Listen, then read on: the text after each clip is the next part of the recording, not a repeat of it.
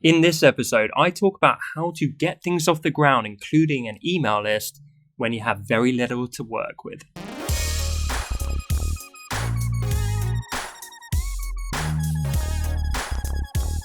Welcome to episode 86 of The Honest Entrepreneur Show, where I help creatives to master their marketing. My name's Tom Ross, and let's get into it. Hey guys, today's fun fact is my Instagram has been going very, very well lately, and I'm incredibly grateful. But I also wanted to give a little tidbit into what that looks like. I basically doubled my following in the last month or so, which has been insane. I've never seen growth like it, but it's not an accident. This stuff doesn't happen by magic. I've been putting in more time, more effort, and more work. I've been producing better quality content, more shareable content, and I'm really enjoying the process of transparently showing what I am doing so that people can learn from it.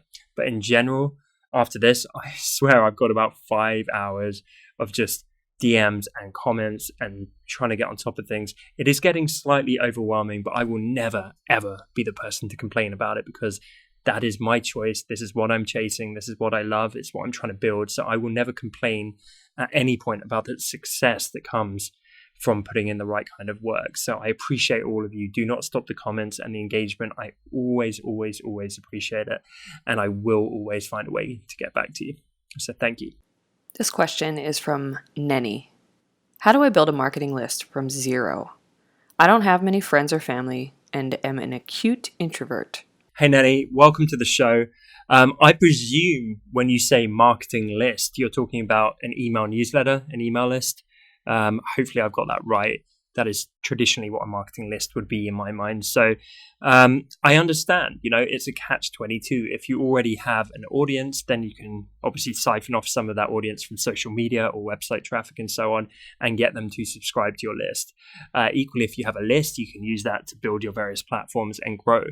If you have neither, then it could be hard to get the ball rolling. So first of all, I would do what you're kind of already doing. I would have that reality check. I would manage your expectations.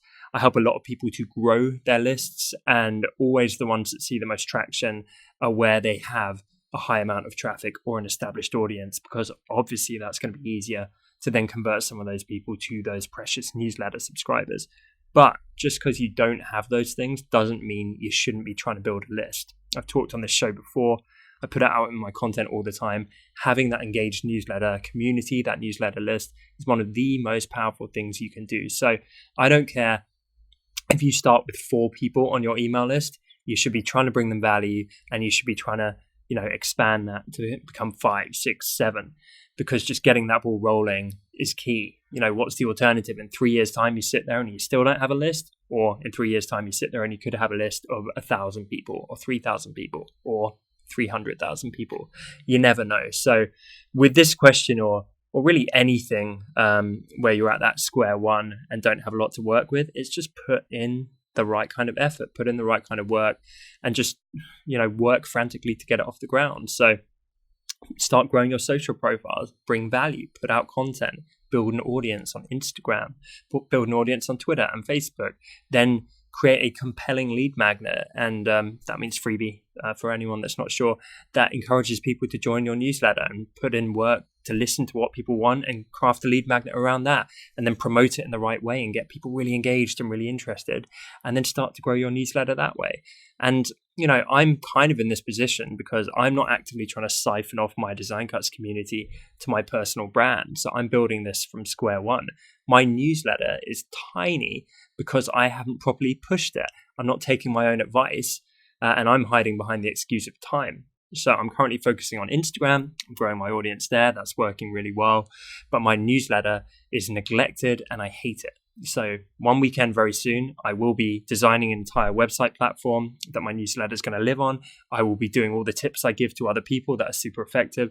And I will be exploding that newsletter list by siphoning off my highly engaged Instagram community into that newsletter format. So I'm in the same boat as you. I'm just putting in the work to actually get things off the ground and grow them and promote them in the correct kind of way. So that is exactly what I would recommend you do. Question of the day: how early do you feel you are in your journey?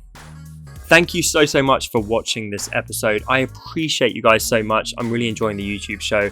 If you are too, then be sure to hit the subscribe icon and tick the little bell to get notifications when I post new content on this platform.